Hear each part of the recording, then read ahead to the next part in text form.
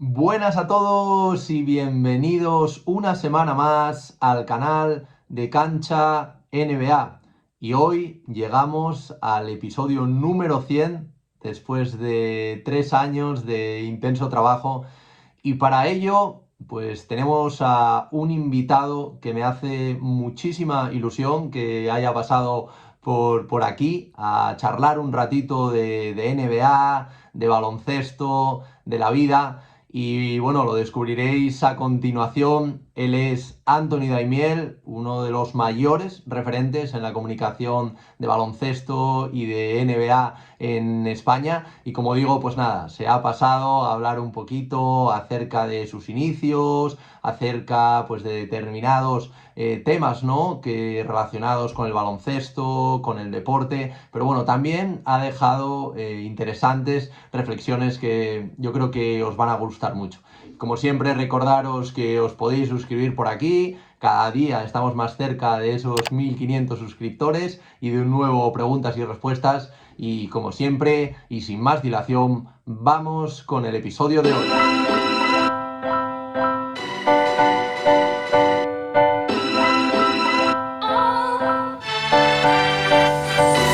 Buenas a todos y bienvenidos una semana más al podcast de Cancha NBA. Hoy no es una semana cualquiera porque, bueno, como todos sabéis, cumplimos 100 episodios, unos 3 añitos ya por aquí.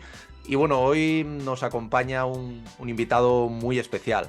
España estuvo a punto de perder a un gran periodista y comunicador por el camino para ganar, quién sabe también si a un gran abogado. No obstante, un examen de derecho romano, del que seguro que todavía se acuerda, impidió que esto sucediera. El invitado de hoy siempre tuvo clara su vocación hacia el periodismo, pero las circunstancias geográficas estuvieron a punto de impedirle perseguir su sueño. A pesar de esto, y gracias a un familiar cercano, finalmente pudo irse a Madrid y empezar a poner las primeras piedras de lo que es hoy en día. Trabajó en radio, televisión e incluso como youtuber y podcaster, más recientemente. A lo largo de su vida ha hecho un poco de todo y no solo de baloncesto, como algunos piensan. Lleva 28 temporadas comentando NBA y aunque le haya escuchado algunas veces definirse al mismo como alguien poco constante, poco planificador, un poco indisciplinado, muchos dicen de él, entre los que por supuesto me incluyo, que es uno de los mejores comunicadores deportivos de nuestro país. Y hoy, para celebrar, como decía, el episodio número 100 del podcast de Cancha NBA, tengo el inmenso placer de poder contar con él. Anthony Daimiel, ¿cómo estás? ¿Qué tal, Marcos? Muy bien, todo muy bien. Encantado de estar aquí un rato contigo, con todos los seguidores de Calza NBA. Oye, algunos te llaman, que te he oído por ahí en otro podcast, el Jordi Hurtado de las retransmisiones deportivas y de la NBA. ¿Cómo se lleva este peso, ¿no? De ser Jordi Hurtado. Sí, yo alguna vez lo he dicho de broma, ¿no? Un poco sobre todo, a ver, lo que quiero es tratar de no poner en valor, pero sí destacar por poco habitual el hecho de que hoy en día, en 2023, pues llevar tantos años haciendo lo mismo, ¿no? En un lugar de cierta exposición como es la televisión, y con un deporte o una liga, una competición que tiene tanto seguimiento, por suerte, y que tiene además un crecimiento tremendo de seguimiento entre los más jóvenes, pues es muy difícil, ¿no? Yo creo que, bueno, pues se han dado circunstancias, he tenido suerte, lo que siempre se dice, ¿no? Estar en el momento indicado, en el lugar justo y bueno, pues la perseverancia se ha convertido en permanencia, ¿no? Y ahí, salvo un pequeño paréntesis que no fue desconectar del todo, pero sí del día a día. Creo que fue en las temporadas 2007-2008 y un poco hasta mediados de la 2008-2009, pero luego he estado siempre ahí desde la 95-96. El otro día comentaba en directo un partido en el que estaban dos árbitros veteranos, Scott Foster y Bill Kennedy, y me parece que Foster lleva el mismo tiempo que yo, en la liga y el otro, Emil Kennedy, debe llevar un año menos que yo. O sea que ahí me dio un poco de vértigo, la verdad. Ahora hablaremos de estos inicios, pero sí que me gustaría empezar por algo también para que te sientas como en casa, ¿no? Ahora estás en el podcast, ¿no? Con Drafteados, 2+1. De hecho, vienes de grabar hoy, ¿no? El nuevo episodio. Y bueno, como siempre, se está volviendo ya un poco, pues, parte casi principal del episodio, estas preguntas que te dirige, ¿no? La audiencia, ¿no? Hoy, de hecho, te preguntaban una que me ha parecido especialmente curiosa, que era que si te comería, llegado el momento, te llegarías a comer a un marciano, ¿no?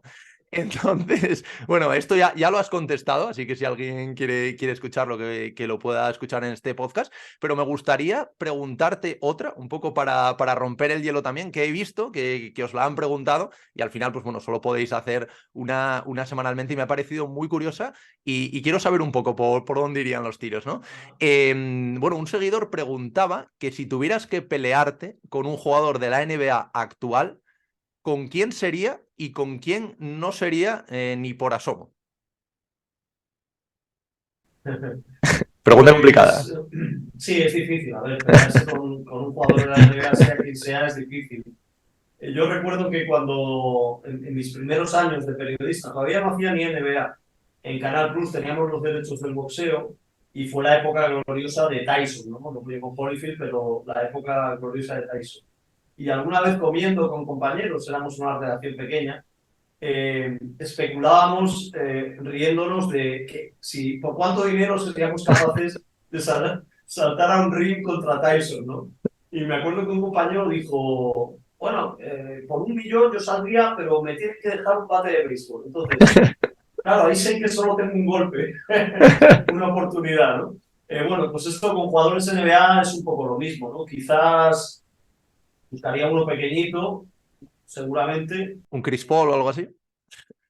Chris Paul tiene Pero tiene pinta, claro, porque yo por ejemplo, había pensado en Alvarado, pero al no, final, tampoco, ojo, tampoco. porque tiene mucha calle, ¿eh? Puede tener mucha Sí, calle de sí, Puerto yo casi Rico. me iría por jugadores tipo Pritchard, el de Boston Celtics, Ujú.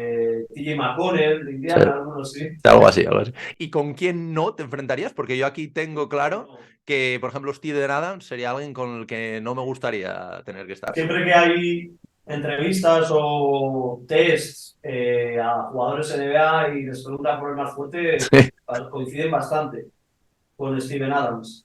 Pero bueno, hay muchos por los que no. De hecho, pues con Marcus Smart, pese a ser bajito, teóricamente para ser jugador de NBA, pues ni loco, ni loco. Y con, no sé, desde luego muchos pivots, ¿no? Que son muy fuertes y que se les nota no solo fuertes, sino que es gente, digamos, que no sería la primera pelea de su vida si se tuviera que enfrentar conmigo. Sin duda, sin duda. Y oye, Anthony, me gustaría también conocerte un poco más en el aspecto al lado del baloncesto, ¿no? Porque al final nosotros pues llevamos eso, casi 30 años viendo retransmisiones tuyas, pues un poco comentando, ¿no? Cómo acerca todo del baloncesto relacionado con la NBA, ahora también con temas más de ACB, pero ¿qué hace el Anthony en su tiempo libre, ¿no? O sea, ¿a qué se dedica? ¿Cuáles son un poco sus curiosidades? Porque había leído una vez que, por ejemplo, la filosofía era algo que te llamaba, ¿no? Bastante la atención, sobre todo con el paso de los años, ¿no? Que yo creo que también nos pasa a todos, ¿no? Que de jóvenes lo vemos quizá como una asignatura que nos preguntamos incluso por qué está ahí, pero con el paso de los años le vamos dando una mayor importancia.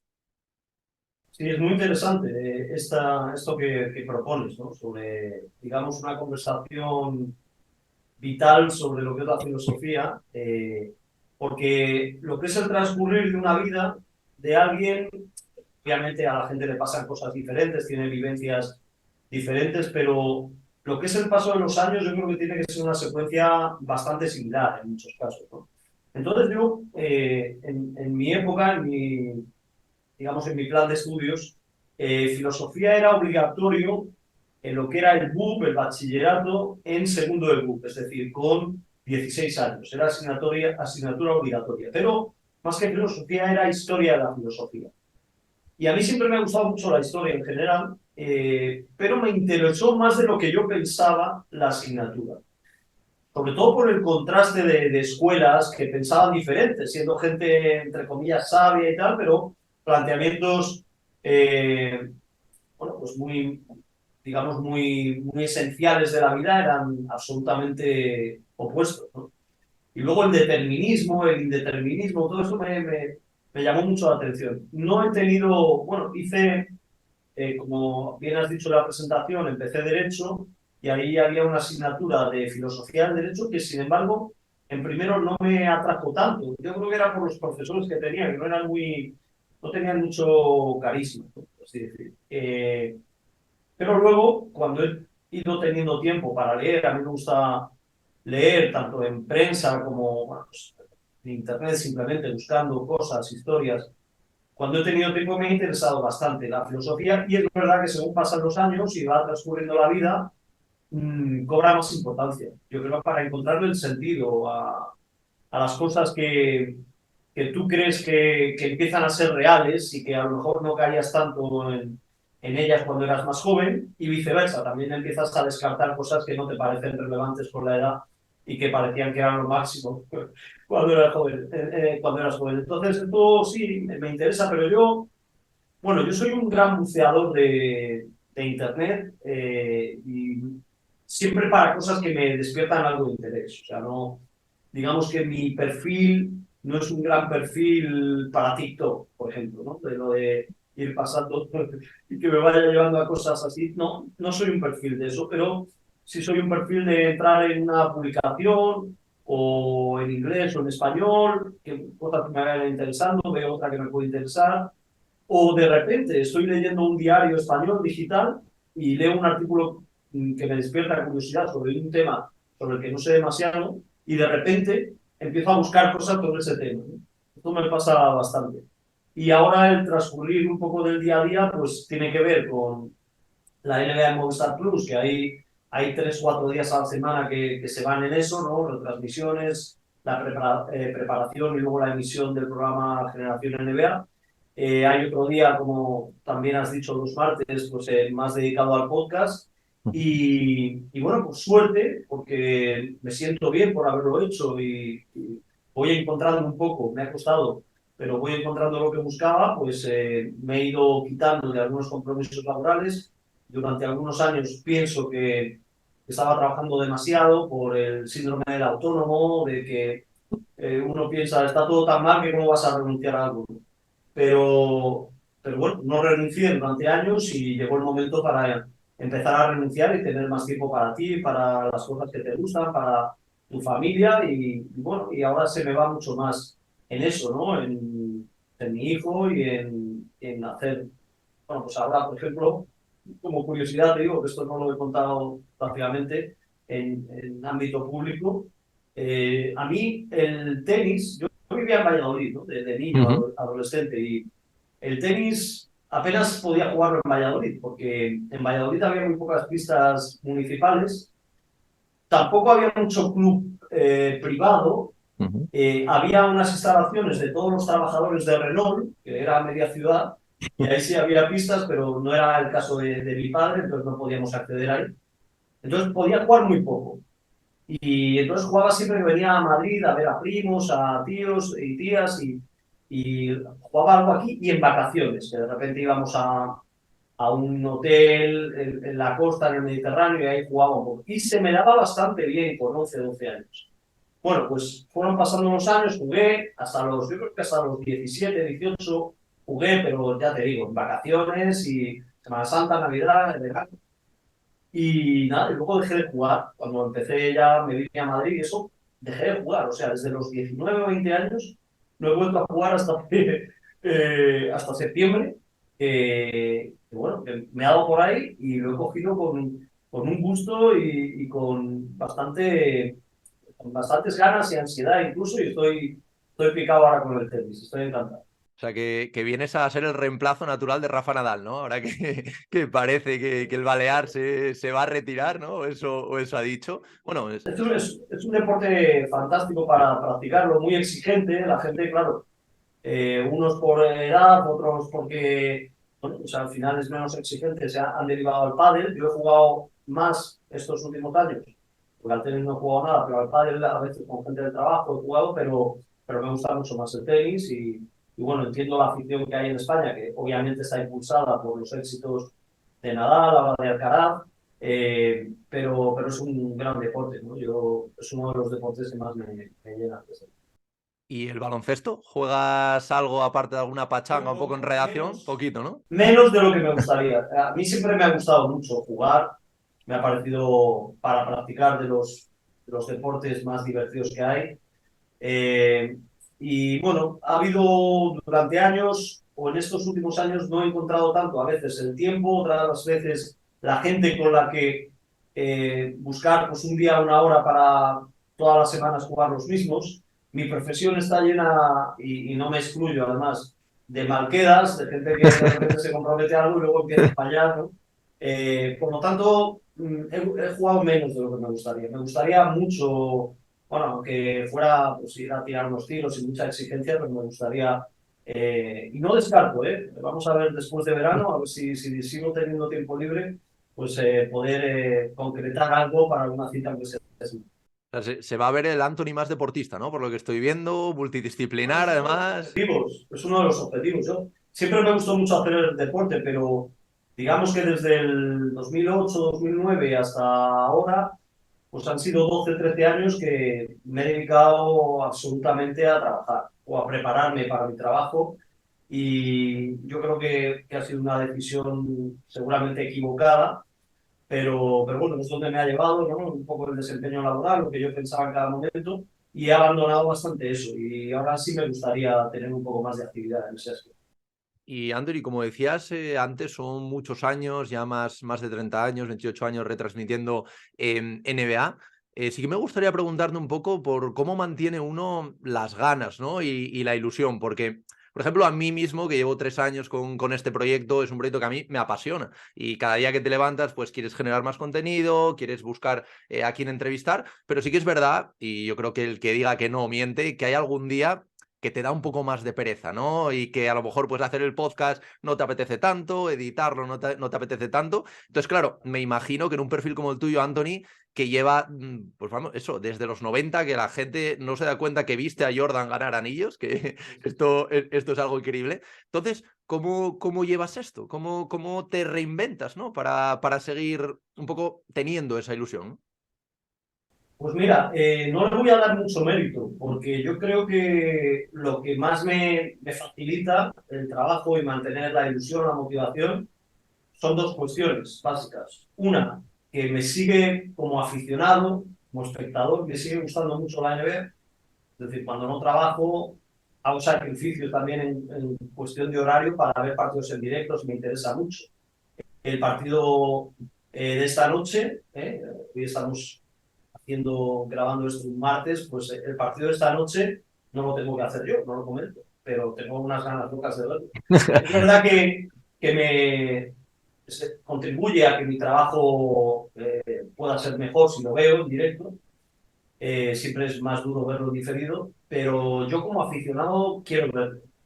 Yo siempre, bueno, he sido un gran aficionado al deporte, de muchos deportes, de muchas competiciones, para verlo por televisión y mantengo esa pulsión de seguidor de la NBA y de loco de la NBA como aficionado. Y luego reconozco que me gusta mucho comentar partidos en televisión, es algo con lo que me siento a gusto.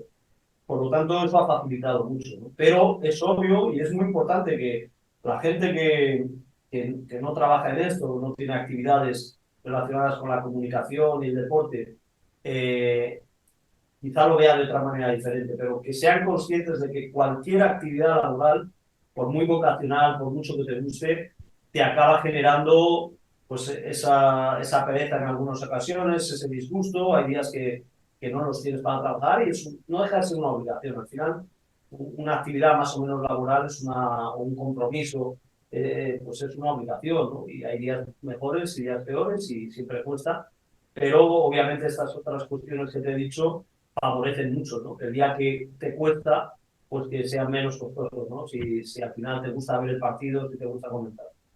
Claro, y de la mano de esto también, supongo que en todos los viajes que has hecho al All-Star, a las finales, Supongo que habrá alguno que te habrá apetecido más, alguno que te habrá apetecido menos. Sobre todo, imagino que a Cleveland un poquito menos, aunque ahora parece que este año por lo menos te vas a librar para las finales. También quería preguntarte un poco de todos estos viajes que has hecho, Anthony, a lo largo de los años. ¿Recuerdas alguno o algunos en especial que te hayan hecho especial ilusión? No sé si quizás el primero, alguno con a lo mejor pues más cuando Pau ya empezó a hacer una estrella dentro de la liga. Sí, esta es otra cuestión que tiene que ver con lo que hablábamos antes, ¿no? La gente obviamente piensa, y tiene bastante razón, que eres un privilegiado por poder ir a cubrir en directo estos eventos, ¿no? A Estados Unidos y, bueno, pues estar dentro de un pabellón, a veces en partidos históricos, y obviamente es así. Pero cuando llevas 27 años viajando siempre en las mismas fechas, 15 días, bueno, pues hay veces que te cuesta más, y cuando de repente, pues eso, tienes que abandonar tu casa 15 o 20 días por obligación o por unas vacaciones, y siempre eso acarrea unos inconvenientes. Tengo mucho cariño a los primeros años, porque, bueno, pues imagínate, yo tenía 25, 26 años, ¿no?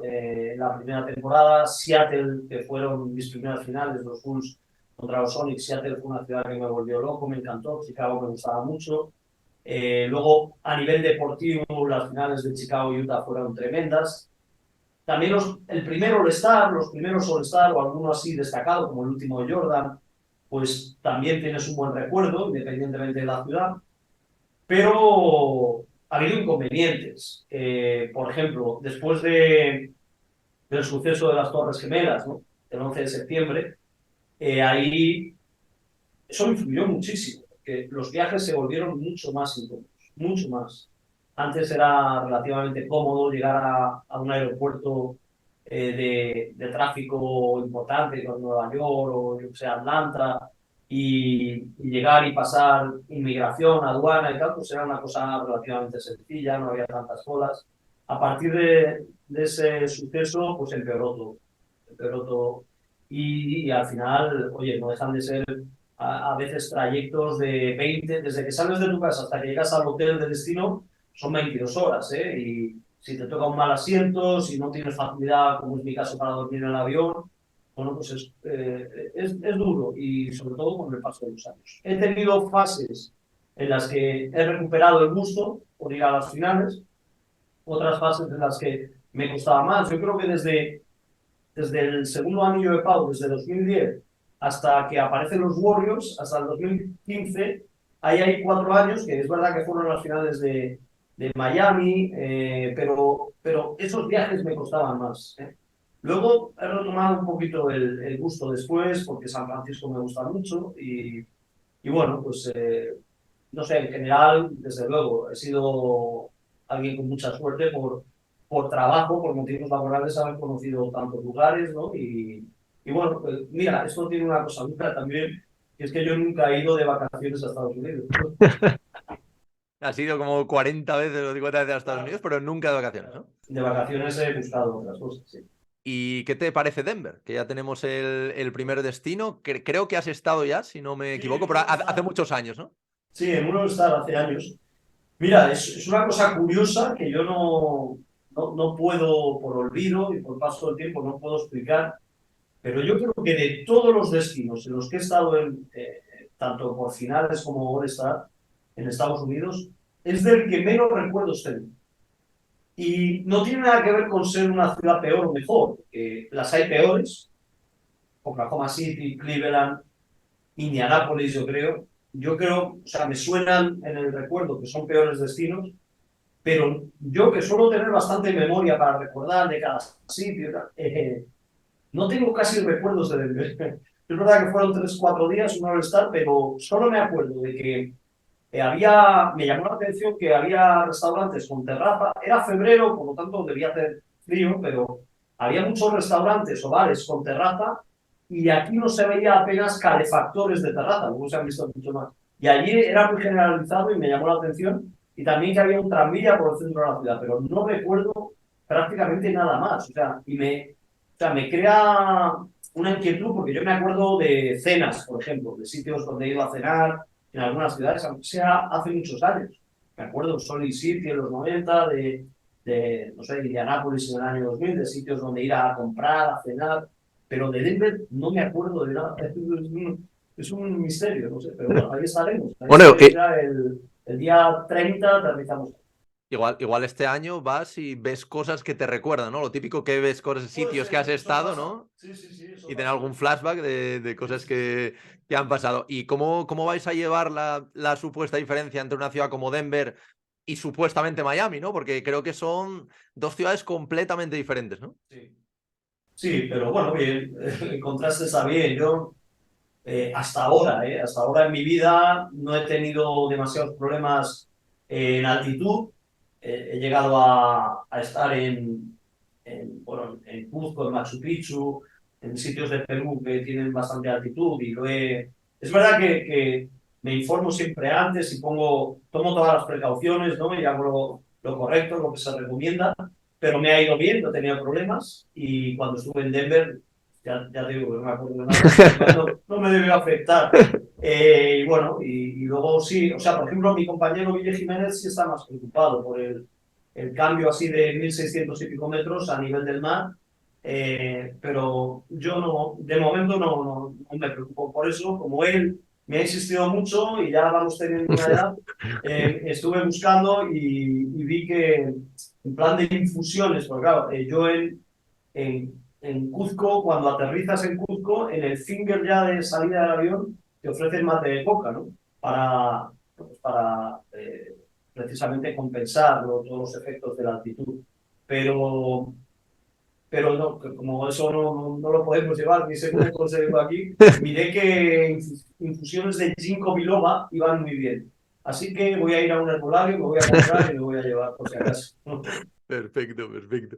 Y ahora hablabas de tu compañero Guille, ¿no? Y bueno, sois ahora mismo yo creo que una de las parejas más reconocidas, pues bueno, por llevar tantos años, ¿no? También dando partidos, también pues los fines de semana, que al final es cuando la mayoría de la gente pues puede, por horario, ¿no? Puede ver los partidos. Pero sí que quería preguntarte un poco, que creo que puede ser parte, ¿no? Del éxito de esta pareja. ¿Cómo lográis generar esta especie de engagement, ¿no? Con este nuevo público joven, ¿no? Porque te he escuchado decir en alguna entrevista, también he leído también en algunas otras entrevistas, el hecho de que intentáis también pues modular el vocabulario, ir viendo que van entrando nuevas generaciones y cómo se hace esto, ¿no? Porque al final tiene que ser algo complicado, ¿no? Dentro de la profesión. Sí, mira, esto que dices de haber buscado algo que pueda entroncar mejor con lo que son, bueno, pues tanto el vocabulario como las realidades de la gente más joven, ha sido de lo poco que hemos buscado, y ha sido poco, ¿no? En pocas ocasiones, pero ha sido una reacción nuestra a lo que ya era una realidad que fue totalmente casual, ¿no? Cuando todo parte de las finales del 2016, las que gana Cleveland remontando el 3-1 contra Warriors. Esas son las primeras finales que cubre Guille Jiménez como narrador allí en Estados Unidos. Y yo llevaba bastante tiempo con la idea de que había que mostrar un poco lo que era lo que nos pasaba allí o lo que hacíamos allí fuera de la actividad puramente laboral. Y bueno, pues con Guille yo creo que se propició hacer algo así y bueno, pues, fue tremendo porque en redes sociales, en Twitter sobre todo, los vídeos que hicimos de allí, que le llamamos las finales de toda la vida, pues se hicieron muy virales. Y yo ahí ya empecé a notar y a descubrir que, que es verdad que tenía mucha aceptación entre la gente más joven. Y esto no suele pasar. Yo diría que por desgracia, porque siempre hay motivos para aprender de generaciones que están separadas de la tuya, o bien por arriba o bien por abajo, ¿no? Y, y eso pasa muy poco hoy en día. Y en cambio, me sorprendía que al final, Guille debe tener 2 o 3 años menos que yo, pero gente de 40 y muchos estaban haciendo vídeos que no dejaban de ser tonterías y de repente se hacían virales y gustaban a gente muy joven. Por lo tanto, nos sentimos bastante orgullosos de eso. No sabemos muy bien ni cómo lo hacemos, porque es todo natural, no se prepara nada, es todo improvisado, pero vemos que sigue ocurriendo y es de las cosas que más te pueden hoy en día enorgullecer a nivel laboral y por eso alguna vez hemos hablado de cosas de las que no habla tanto la gente de nuestra edad, un poco para adecuarlo a esta gente que sí que nos sigue con fervor. Estas historias de toda la vida, ¿no? Y estas maneras, porque al final yo creo que los que vemos NBA, estamos acostumbrados a verlo de madrugada, saben lo complicado que son, sobre todo este típico partido de regular season, cuando van ganando por 20 y aún así siguen pidiendo tiempos muertos los entrenadores. Entonces, claro, hay que hacer algo para entretener a la audiencia, ¿no? Para que no se vaya. Y supongo también que a raíz de eso, pues surgen, ¿no? Este tipo de conversaciones. Sí, sí, pero esa respuesta a esa realidad surgió desde el principio, surgió con Andrés Montes Sí.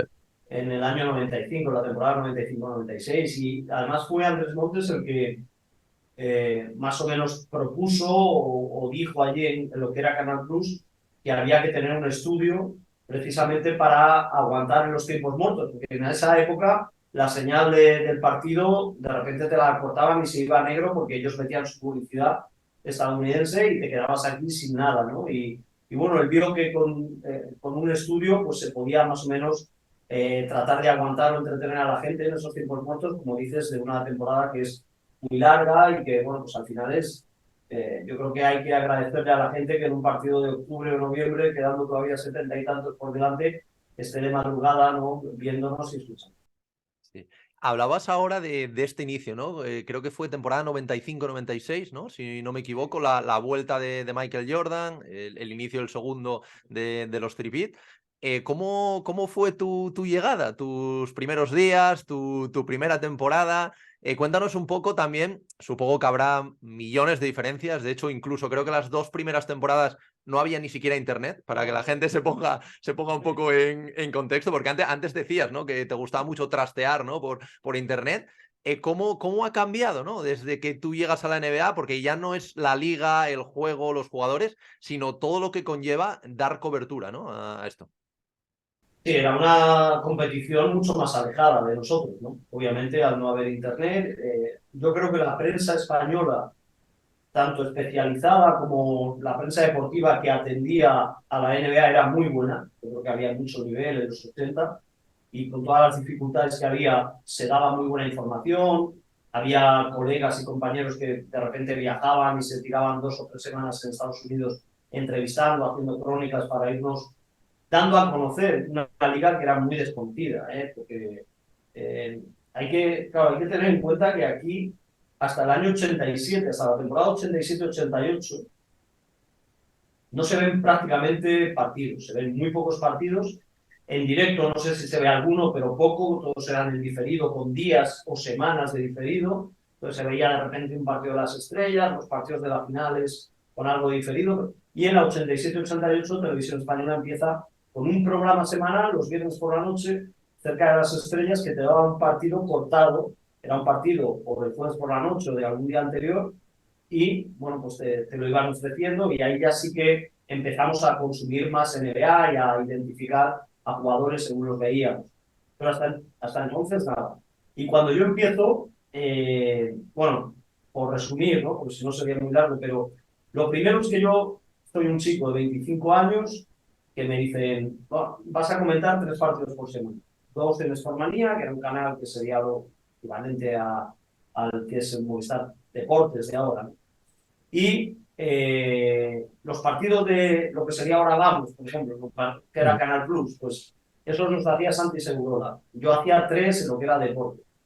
Y bueno, es que no tenías información. Es que te costaba hasta encontrar las plantillas de los equipos. Entonces, lo tenías que hacer a través de la prensa escrita. Si conocías a alguien en Estados Unidos o a alguien que viajara, le pedías que te comprara algo allí, te trajera, allí se hacían guías. Nosotros enseguida descubrimos un libro que se hacía, que era fantástico, era un libro así pequeño, pero muy voluminoso, y digamos que te hacían un análisis de todos los equipos, equipo por equipo, jugador por jugador, pero digamos que datos fríos así del jugador o biográficos y tal te daban muy poco, te decían lo que medía, lo que pesaba y la edad que tenía, ¿no? Pero luego todo lo demás era subjetivo de un tío que era buenísimo, describiendo a un jugador, pero según a él le parecía, ¿no? Y esto era fantástico, la verdad es que yo lo disfrutaba tremendamente. Y nada, luego sí que había un servicio, que esto lo he contado alguna vez, y que es muy curioso, la verdad, que se llamaba NBA Faxback, que nosotros en Canal Plus, al ser una televisión, un operador con derechos, nos daban esa posibilidad. Entonces, yo tenía una hoja donde venía cada equipo de la NBA y un número, que parecía un número de teléfono, bueno, era un número de teléfono, pero digamos que el día del partido, o más o menos cuando, no sé, habrá mucha gente que no lo conozca, pero ahora hay gente que conocerá lo que son las game notes de cada equipo, ¿no? Y hay veces que tardan, dependiendo del equipo, en renovarlas un poco, y entonces lo que es la previa de un partido del equipo te la ponen 3 horas antes, ¿no? Porque 8 horas antes está la del partido anterior. Bueno, pues más o menos lo que eran las game notes, tú las podías conseguir llamando a un número, al número del equipo, te salía como una máquina, una operadora, una voz grabada, y tú marcabas un código y luego te pedían el número de tu fax, un número de teléfono de donde estaba conectado tu fax. Y entonces lo ponías ahí y de repente empezaba a llegarte por fax todas las game notes de ese equipo, que bueno, eso era el maná, ¿sabes? Era un tesoro auténticamente en el año 95 o año 96. Luego ya empezó Internet, pero Internet no empezó, claro, los jóvenes se pensarán que no había Internet y un buen día ya era lo que tenemos ahora. Y para nada, o sea, Internet iba lentísimo, se podía entrar a muy pocas páginas, en los centros de trabajo se resistían a, igual que si fuera una tarjeta de crédito para un viaje, se resistían a darte acceso a Internet, ¿no? Porque se suponía que ibas a hacer cosas que no tenían que ver con tu trabajo. Y yo era de los pocos, como hacía NBA, en la redacción de Canal Plus, al principio nos dieron acceso como a 5 o 6 solo, y yo era uno de los que tenía acceso, ¿no? Y bueno, pues yo, claro, lo que te decía, era un chico de 25 años que tenía, que no era nadie, muy poco conocido, a lo mejor algún seguidor me había escuchado narrar, no comentar, 3 Final Four del baloncesto universitario que había hecho hasta ese momento, empecé en 93, pero no era nadie. Entonces yo de repente tenía que salir con un torbellino, un vendaval de la comunicación como era Mendes Montes, a su lado y tenía que justificar mi presencia ahí. Tenía primero que adaptarme, que ponerme a su nivel, a su ritmo, que era muy difícil, y luego justificar, aportar algo. Eso es lo que he tenido siempre muy presente desde el primer día hasta hoy. Aportar algo para que el que está viendo el partido pues tenga algo más, ¿no? Es decir, que yo no le reste, que yo no esté ahí por darme yo bola a mí mismo, o protagonismo ni nada, sino que la experiencia del espectador sea mejor por lo que yo pueda decir o contar, ¿no? Y eso fue ese fue el reto, que era muy difícil, pero fue saliendo bien. Yo creo que fue saliendo bien, pero traté de trabajármelo bastante y nada, y luego ya Segurola por otros compromisos profesionales fue desapareciendo de ahí. Ya en la 97 yo era ya casi pasé de suplente a titular, ¿no? A primer comentarista y nada, y ahí estuve años, ¿no? Tratando siempre de aportar. ¿Y cómo evolucionó ese Daimiel? Porque sí que es verdad que al principio, y se leía, ¿no? De la gente, se hablaba de un Daimiel quizá un poquito más serio, ¿no? Que no era como tan empático, ¿no? Con la gente a la hora de comentar. Y quizás también, pues tuvo mucho que ver el salto a YouTube, el tema de colgados del aro, ¿no? Que, no sé, en general se vio, y me incluyo, un Daimiel como más cercano, ¿no? ¿Cómo fue esta evolución? ¿Siempre estuvo ahí este Daimiel tan cercano, o a lo largo de los años fue modulándose un poco, ¿no? Por cómo iba avanzando, ¿no? En la profesión. Sí, a mí a veces, sobre todo en los últimos años, me han lanzado este tipo de reflexiones, cuestiones, ¿no? Y me hacen pensar, porque yo, la verdad, reconozco que no lo he pensado mucho. Y esto sí me hace pensar de por qué, de si ha pasado de verdad tanto como la gente piensa o no. Bueno, yo he sido siempre, soy siempre el mismo, ¿no? He sido el mismo. Lo que pasa es que hay varias cuestiones. Lo primero, yo siempre me he tomado muy en serio mi trabajo y sigo teniendo una consideración de lo que es el periodismo, que ya la palabra periodismo suena a algo caduco, ¿no? desgraciadamente, no sé por qué ocurre, no debería, porque debería haber un periodismo moderno, ¿no? Y bueno y de calidad y que la gente admirara. Pero bueno, cualquier tipo de comunicación relativa al deporte yo creo que es algo serio, es algo profesional. Siempre he luchado por dignificar esta profesión que la he encontrado siempre poco dignificada, ¿no? En muchas cuestiones. Y entonces yo, bueno, pues trataba de aportar y desde un punto de vista de alguien tranquilo, sosegado, reflexivo y serio, ¿no? La verdad es que yo no lo hacía así por el contraste, pero la gente en los primeros años, en los años de Montes, la reflexión a la que llegaba el consumidor, por así decir, era que funcionaba muy bien el contraste. Es decir, que si hubiera habido un tío al lado de Montes, también, digamos, entre comillas, muy dicharachero, ¿no? A lo mejor no hubiera funcionado tanto. Y que ese contraste, esas subidas y bajadas y tal, parece que resultaba. Esa es la explicación de la gente, pero no era ni siquiera algo buscado, ¿no? Luego, yo estoy 10 años también comentando con otro narrador, David Carnicero, a veces con Nicola Lonca también, en equipo de tres. Y bueno, pues ahí yo también siempre me he tratado de adaptar al narrador. O sea, yo creo que el narrador es el que marca un poco los tiempos, los ritmos, los tonos. Y yo, aunque lleve 28 años, siempre trataré de adaptarme al narrador, ¿no? Y porque, por ejemplo, ahora, este año que he hecho algunos partidos de ACB, he hecho casi todos con Fran Fermoso y he hecho uno con Lalo. Eh, Trato de adaptarme al narrador, ¿no? Y voy no creo que me sea demasiado difícil. O sea, en cuanto voy identificando ritmo, velocidad, tono y también hacia dónde ellos quieren que vaya el contenido, pues yo me voy adaptando. Siempre tratando de aportar. Y luego de repente aparece Guille Jiménez, pues que en cuanto a tono, estilo, quizá vuelva un poco a lo que era Montes al principio. Y bueno, pues yo también me adapto y entonces es verdad que la vuelta con Guille Jiménez coincide con lo de YouTube, Colgados del Aro y todo eso. Y bueno, es verdad que mucha gente ha descubierto un Daimiel diferente al que ellos tenían preconcebido, ¿no? Pero quien me ha conocido fuera del trabajo sabe que siempre he sido el mismo.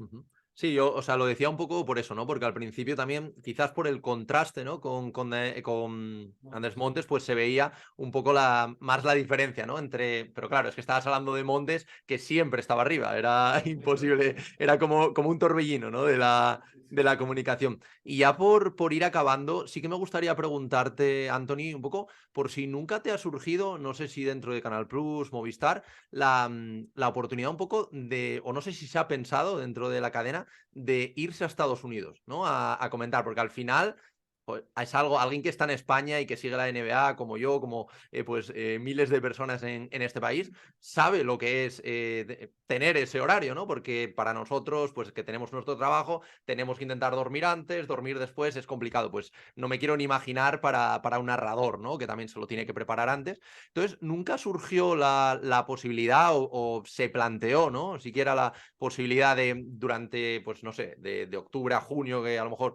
pues dura la temporada de NBA, mandar a un par de emisarios, ¿no? Ahí a comentar partidos.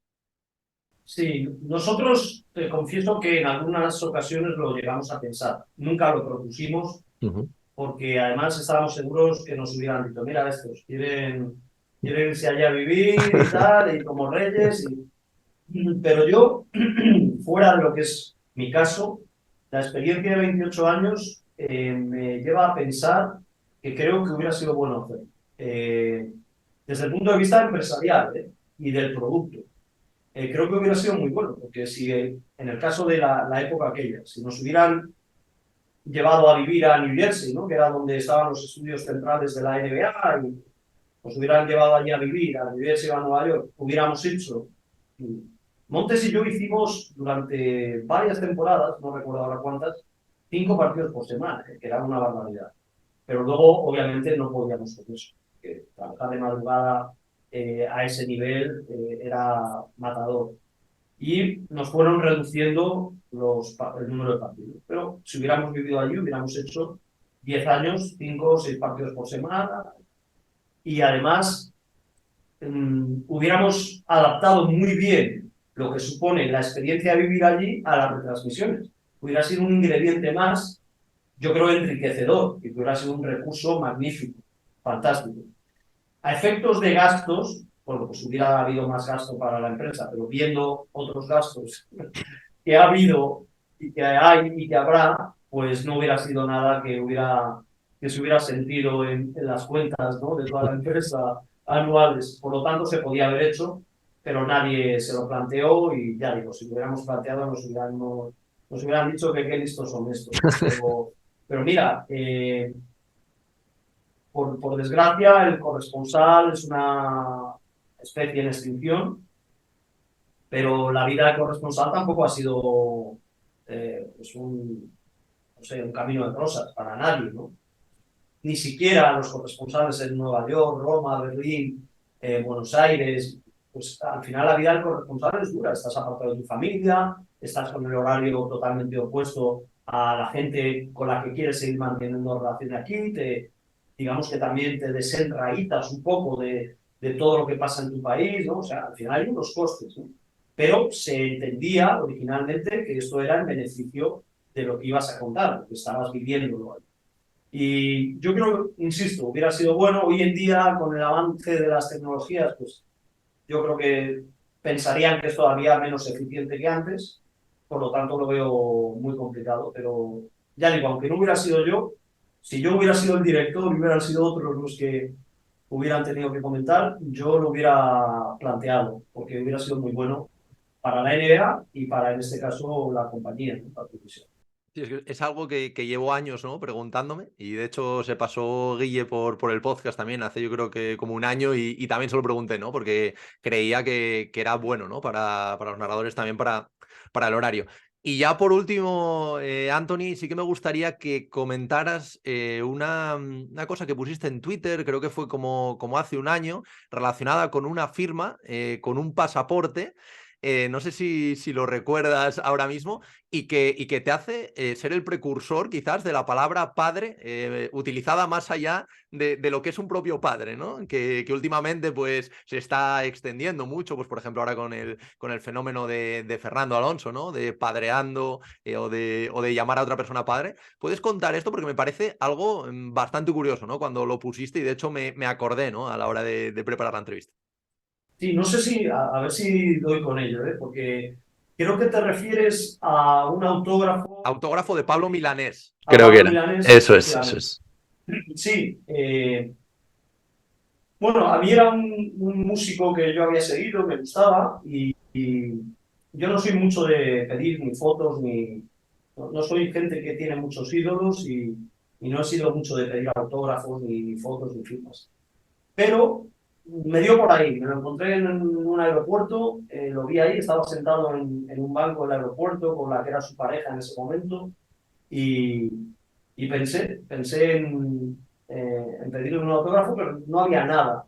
Entonces, no sé, pues cogí el pasaporte y le dije, pues aquí mismo. Él se extrañó bastante, dijo, bueno, aquí, te firmo aquí, sí, sí, sí, fírmame aquí. Y nada, y entonces eh, claro, luego hubo alguna vez que fui a Estados Unidos, que es, bueno, pues, de los lugares a los que yo iba donde más te podían mirar el pasaporte y donde más control de fronteras hay. Y entonces me preguntaron que qué era eso, qué era eso. Y, y bueno, pues ahí yo recuerdo que eh, pensé, ¿no?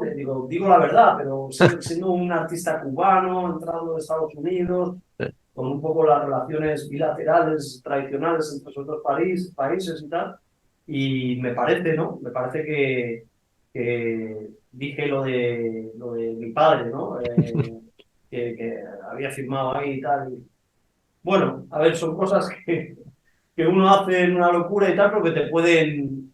Y entonces me parece que lo colgué, ¿no?, Sí, cuando murió Pablo Milanés, ¿no? Y saqué la foto porque sí, conservo todos los pasaportes antiguos. Ese pasaporte caducó y bueno, pues me hizo, no sé, me hizo gracia, a la vez que ilusión, lamentaba el fallecimiento, pero me acordé que tenía ahí la firma de Pablo Milanés, porque hoy en día ya sabes que es muy habitual que la gente cuando muere alguien célebre, pues si ha tenido alguna relación con él, lo primero que hacen es, bueno, yo estuve con él, o yo me hice una foto con él. Bueno, pues mi vínculo principal era ese, ¿no? Y además creo que cuando ocurrió y puse ese tweet, me llamaron hasta de la cadena SER, de La Ventana, yo creo, de Carles Francino, que me llamaron para explicar todo esto, sí, sí, sí. Bueno, Anthony, pues nada, oye, agradecerte tu tiempo. Al final nos hemos extendido un poquito más de lo que habíamos hablado, pero nada, la verdad que me ha hecho mucha ilusión tenerte aquí para celebrar este programa número 100. Y nada, espero que hayas pasado un buen rato, que se te haya pasado rápido, hablando un poco de baloncesto y de la vida, ¿no? Que al final también es lo que nos gusta. Sí, sí, bueno, yo encantado de haber estado aquí un rato contigo y nada, animarte a que sigas en esos días de pereza, que sigas con esto, que es algo loable y algo que mejora, yo creo, la vida de la gente, ¿eh? Con tanto mensaje, tantas cosas que ves hoy en día que no mejoran tanto, más bien empeoran, pues yo creo que cualquier iniciativa de este tipo es fantástica, ¿no? Y seguidores de la NBA hay cada vez más. Así que, bueno, pues animarte a que sigas y ojalá, pues dentro de un tiempo volvamos a coincidir por aquí. Así que, nada, estamos en contacto. Claro que sí. Un abrazo a todos los que hayan pasado algún rato escuchando mis historias de gente mayor. De Pablo Milanés. Venga, perfecto, Anthony, pues un fuerte abrazo y muchas gracias de nuevo. Muy bien, un fuerte abrazo.